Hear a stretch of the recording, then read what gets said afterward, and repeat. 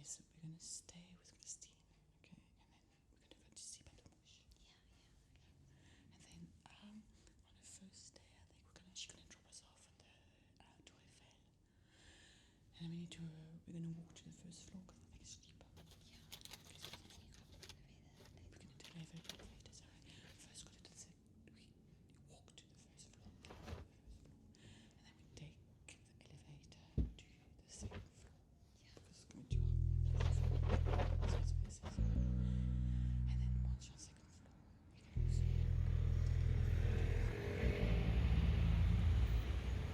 also.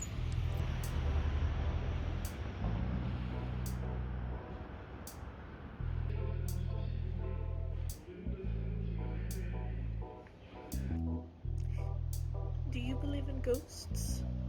Personally, I don't know. I don't think I believe in, like, for example, some people say they've seen literally, like, a person. Like, they say they've seen literally a dead person standing in their room, like, you know, full figure, everything, details, you know, high definition ghost action. I mean, I've had some experiences, but I don't know that they're like ghost experiences as such, or just creepy experiences. I had a dream once. Right, so in case you don't know, my dad has passed. He passed 3 or 4 years ago. And after he passed, I had a dream that, well, he came to me in a dream and he was acting like he wasn't dead, and I got really annoyed in my dream and was like, well, you're dead. Like, you're actually dead. Like, stop pretending. And he was like, yeah, I'm dead, but that's okay. And then, like, that's it.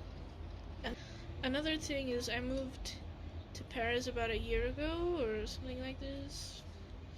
And I live in a studio apartment with my boyfriend. It's quite a big studio, actually, but a studio nonetheless. And so I can almost always see him or hear him or sense him, my boyfriend, that is.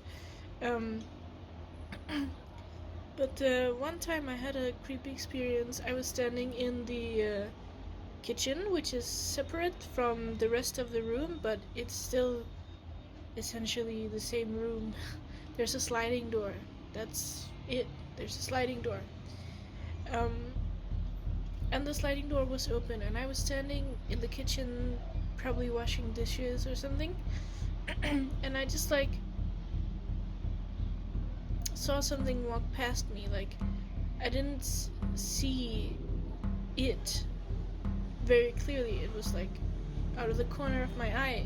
It was just, like, swoosh. And it was, like, passed by me. But then I saw that my boyfriend was still sitting, like, at his desk, you know, playing video games or something like this. And that freaked me out. I was like, wait, so, like, what did I see? Like, what was that? And I'm not settled on what it was. It might just literally have been my eye doing something weird, or like, if I was turning my head in a certain way. Like, there's a million things it could have been, but that was a moment I was like, huh. I mean, I've always loved, like, I was the kind of kid to, like, stay up with my friends and drink. We used to drink, like, those energy drinks, like the Monster energy drinks, and watch horror movies, and we'd watch all kinds of horror movies, like bad ones, good ones. It was just so, like, such a fun time. I've always loved Halloween. It is, like, one of those times where I just have fun, which is very funny, because it's a event, it's a holiday where we dress up as things that are scary and dangerous, and I'm here like, I feel I don't have any worries right now. Maybe that's exactly why, you know, like, because we're all dressed up as our worst fears, like, you kind of become the monster. There's, like, nothing to be scared of because you are the monster. But yeah, I mean, I'm working in this, like old hotel right now. I'm working in I'm not sure how old it is, like the hotel, like the establishment Hotel Esmeralda, but the building that I'm in is from the 17th century. In case you don't know some Paris history, um, sometime during the 18th or the 19th century, Paris was renovated, like massively, you know, thoroughly renovated.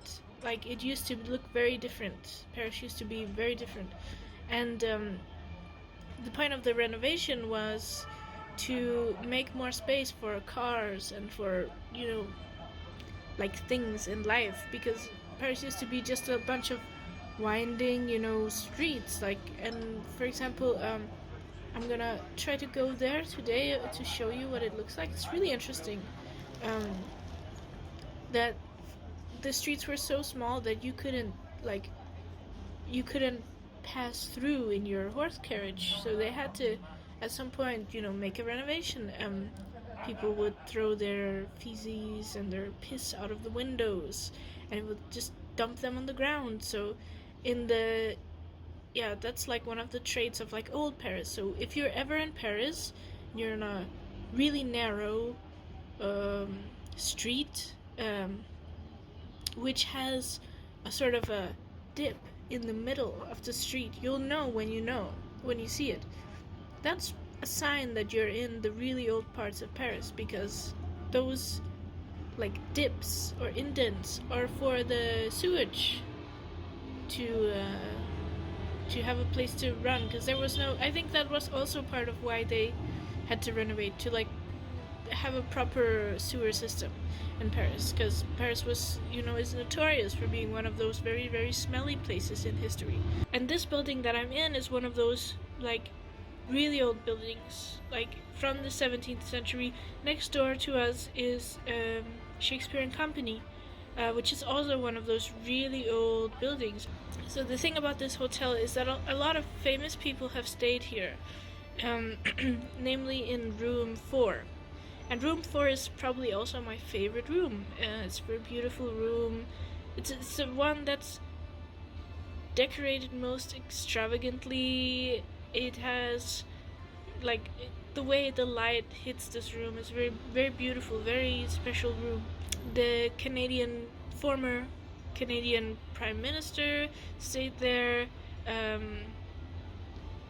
Jane Birkin met Serge Gainsbourg here. They stayed here together, fell in love here. I'm sure there's like a million other people. Hugo Pratt. And this morning I was being a little bit cheeky. I asked one of the receptionist guys if he'd ever seen any ghosts here, because a lot of the people that work here have worked here for 20 years, 30 years. He told me that when he stays here at night, because there's always somebody on the reception, 24/7 reception service. Yes, ma'am. He hears noises coming from the rooms, and yeah, there's a lot of people staying here. But I think where he sleeps, it's not above a room. There's no room next to him. And this hotel, yes, you can hear people, but you can't hear them like that. You know, you can't just hear random noises. And what I know, I've not been there. Maybe I can go there today or another day. But there is, so in room 4, you see there's stone walls. So there's because like the old Paris, there's another bookstore, I gotta go there, which is 300 years old or more, which also has these stone walls.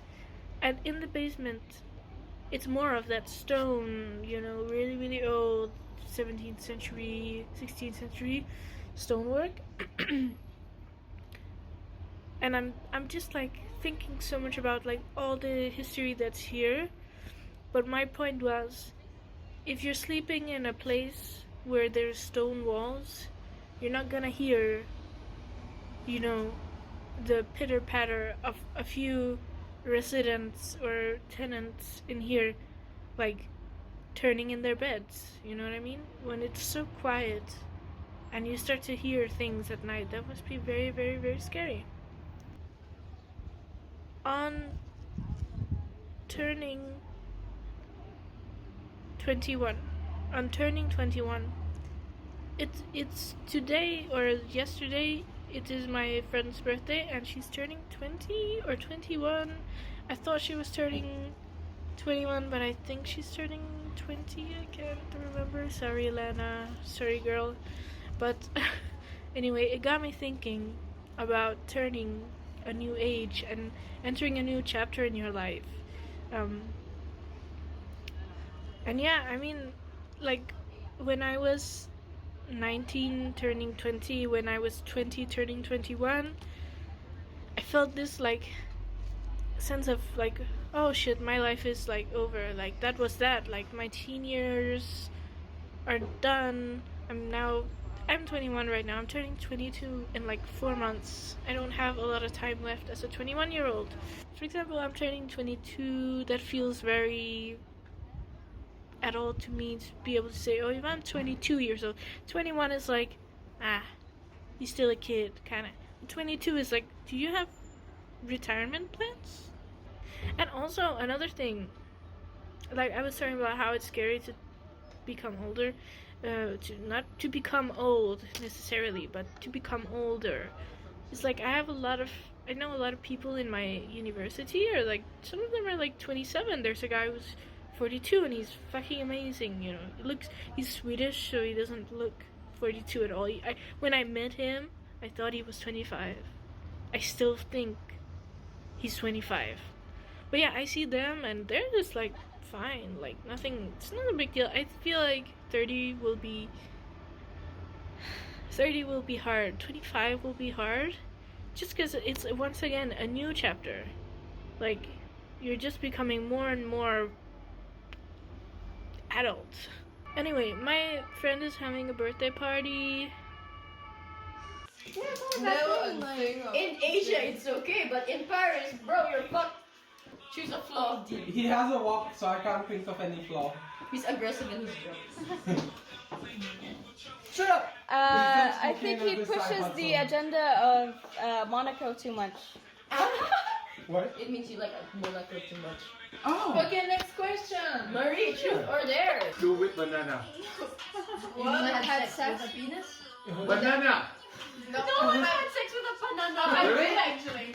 Past a vineyard? That was a winery. That was a winery. This month. I mean, you always have to make your own working anywhere. Well, you can do it. Everything is excused to network. Yeah, I mean, also this thing about like, oh, when you're 14, you can't trick or treat. Fuck you. If you're 14, if you're 15, if you're 16, if you're 17, if you're 18, whatever age, if you're 35, oh my god. If you're 35 and you want to dress up and you want to go trick-or-treating and you want to feel, you know, if you want to feel those feelings, have those, like, those vibes, do it. Deadass, like, do it. I don't care. Do it. Why is it that only kids are allowed to eat candy? I feel like if you're 35 and you're just like knocking on doors asking for candy, okay, that's fucking weird. If you're 35 and you're dressed like top to bottom, like full on, the works, and you're knocking on doors asking for candy, somebody better fucking hand you a lollipop at this point. That, like, because you made an effort. Do you feel? I mean, I think the level of effort that you put into your costume should change with your age. I feel like if you're 35, maybe don't dress up as well, or do. I mean, there's no rules. There should not be any rules, but like, I feel like you could either be making more effort or less effort. I feel like right now people are like, the older I get, the less effort I'm going to put into my costume. Actually, I feel like it should be the other way, because when you're a kid, you don't have any skills. You need to buy an outfit. But when you're an adult, you probably want to save money so that you can go on a trip or something. So I feel like use what you have in a clever way and make an awesome costume. That's what I'm gonna do. What's the point of life if you can't have fun? If when you're 14 or 15 you're too cool to no, have fun. I don't know, that's just my opinion.